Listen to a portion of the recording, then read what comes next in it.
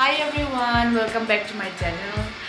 I say I give video say adom makeup ki so I na mama nga thak yaw bane ado ayam kuire makeup ki thaga taba haidi I say delivery matung dagi di makeup ki video se kya thaga tre ko ado comment so dum makeup ki to video kaina haiba yaw re ado ai ngasi di makeup ko en taw gi na khan ba ti video se namak bane ado mayam ni na se tham na horani makeup how to ngaida dum skincare routine han to biro I skincare routine se dum to bolore I atoba ka hina sina de dum I aham bagi oina cleanser toner moisturizer sina re ado I sunscreen ki vegetable lai re doire aduna dum I direct foundation de hawra age ado mayam karamba foundation sina I di max dum sina ye sina age ado I products bu de I ngasi yo ye display to zaro ge ado Sai chana ba makeup tu matung ina ko adum use to biro I use ngai se sunscreen table loiraga primer tai re ado I use foundation tai rage I ngasi ke du is yam kana light haidi yam ke saloi ge ba ko adum light ena sum ke ge no ne music ki dimina saksidi yam thina thire pen cable loiraga na kamai taw no ye ngasi foundation di yang kana chang da bane ko foundation de yam thumjan da la di ko adum yam ke san mama de na yam lai na ham bai si di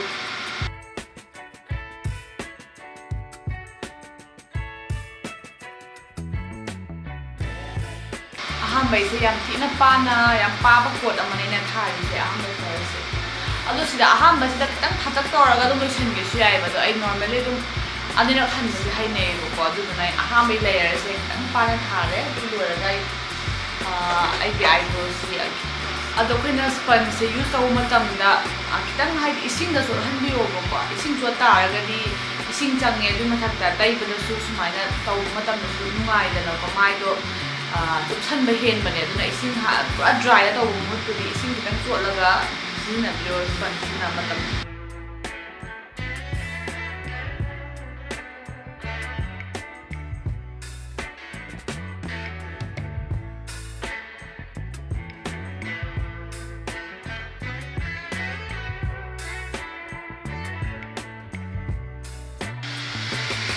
kanam loi na kanam loi ado I di eyebrow se yang na dark oi bisi palm de ro ko hai di look se am natural ta de du na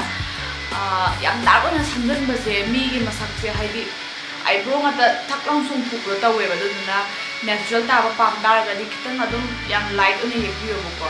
aduga anam mi na di dum brown color use to bis lai I di black sina dum natural ta ina khan yang dark oi se look se am na she had like hung the eye wakal da na kai kuma natural looks pam da la dum light in some your eyebrows here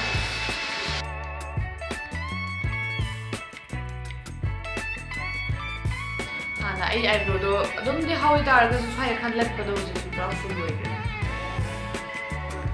na sai gi foundation do ha mai got loi kre da na ko do ai kitang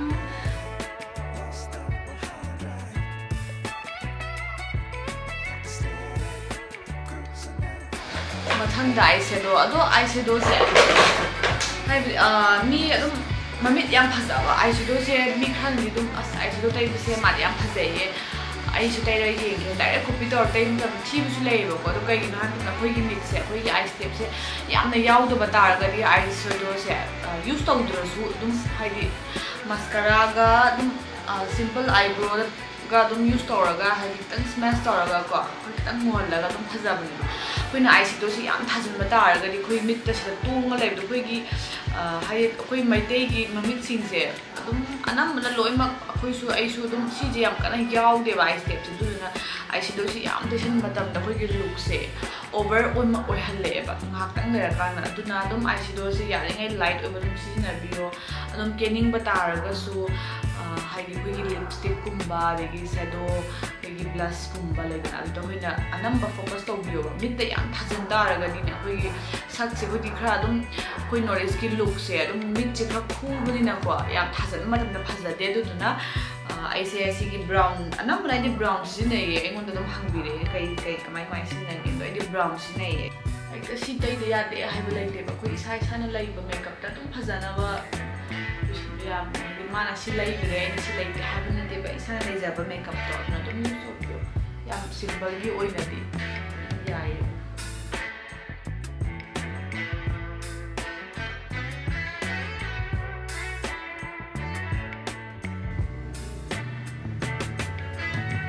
brown chamba loire ai ngasi yam chamna ke haibani na ai kano gumba eyeliner gumba ai kemle agumge cham chamba shadow khana do sige pui ge eyeshadow amu do sige amu do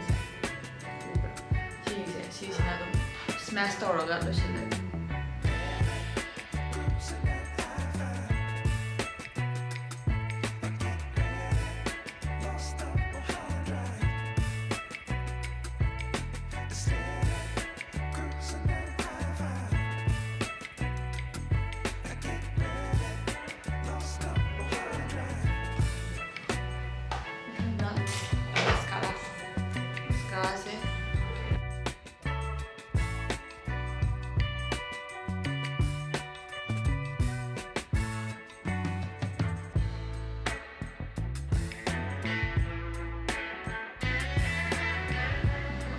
mascara matunda phugi ni che mo ai loina di mascara se ai khwai de ge haidi mi nupi ge dum lai bane ba hoi se lipstick tai na pam brand ka mascara tai na pam brand na choose to hai ta re mascara choose to ni ba dum mi khalai na mit ko ma kem ke raga su lipstick kha te raga dum ya ba do ai di mascara se this is one of my favorite dum si lai ta ga di dum makeup to do su ya hai da to lai da su ya yen khalai ba changes se yong ne mit da hai di khoi pa do yam thina sangto alaga mi gi look se am change na hole ba do na ai di mascara se sum ka thadok te every time mascara thanda concealer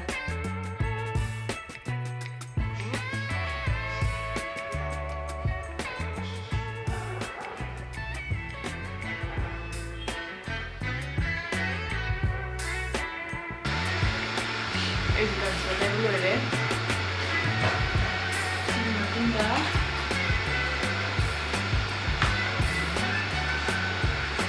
contour to aage contour se brown ani tawdi se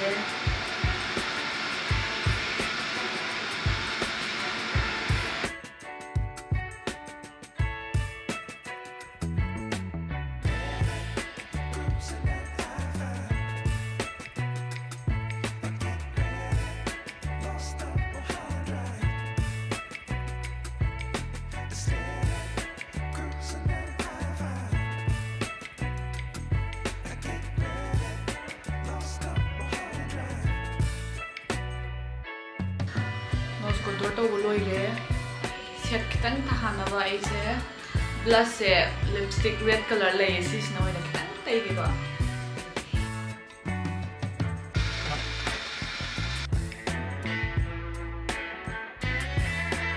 do khwai maru ba kaur me na sai phuna function lay do ada khuse mai tang adum normally mi ge mai tang kir na to ka na mai ga kholi ga to an ta yam phajada bne ma duna akoina sum ai ngasi loi ni si use tawrage ba do koi yum da sum akoina chananda ba SPF chananda ba na traga na koi ki color chananda ba laidana koi ki foundation gu mesel luraga kitang muram me na traga na kitang ngauram me adumai na khan ba laiba sim ba use tawr si ai haidi safe oina ba kwa ngak kitang adum baby yo ba koi ani lotion sunscreen gu ba oira su kitang greasy oina na ba kwa do ngasi adum mai dai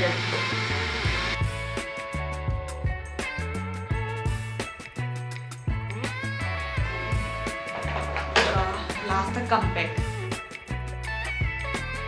powder table or batung da I lipstick sale te thuk rin sa ina vaseline ka tairam bane ado ai ji ki tera age lipstick se cham cham ba so en taira ge Maybelline this lipstick se yari ngai ji kan dum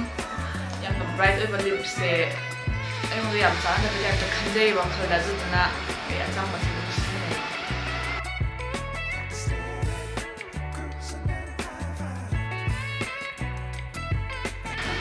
size sana pamjaba red oigra pink oigra sana pamjaba dum color choose tawr de bisiyai ado ai su ngasi gi oina di lipstick se yam cham se mangal na kitang angang se set oina ba thalage makhala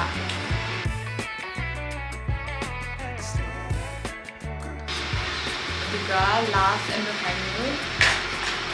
blush.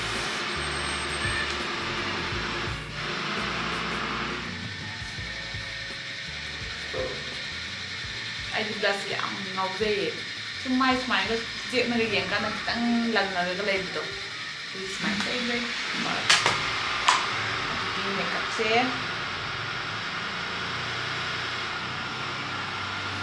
ꯃꯦꯀꯞꯁꯦ ꯁ꯭ꯋꯥꯏꯗ ꯂꯣꯏꯔꯦ ꯉꯁꯤꯒꯤ looks ꯌꯥꯝ ꯀꯃꯥꯏꯅ ꯇꯧꯒꯦ ꯍꯥꯏꯕꯤꯔꯝꯃꯣ comment ꯑꯗꯣ thank you so much for watching bye by.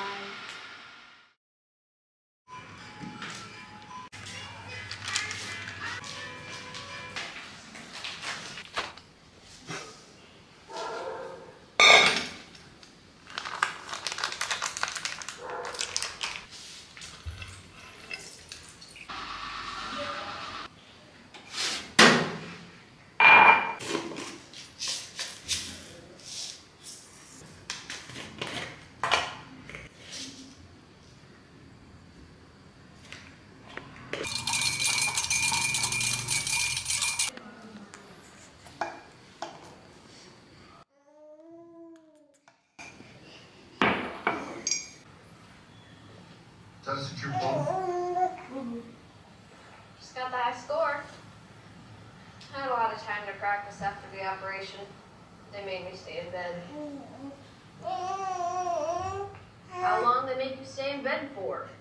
Quite a long time, several weeks actually. Oh, hope you're okay.